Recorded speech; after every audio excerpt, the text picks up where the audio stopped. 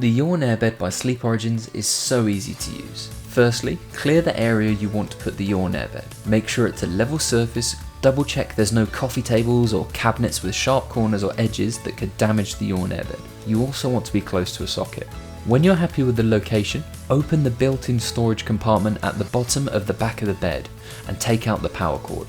Plug it in and switch on the socket. Now, back on the YAWN, next to the storage compartment, you need to twist the control knob to the inflate position. In less than 5 minutes, it will be completely inflated. You'll know the YAWN is ready because you'll hear a high-pitched tone from the motor. Now, make sure to switch the control knob back to off. If you just turn it off at the socket, the YAWN Air Bed will slowly deflate. Now, you can unplug the power cord and put it back in the storage compartment until you're ready to deflate the bed.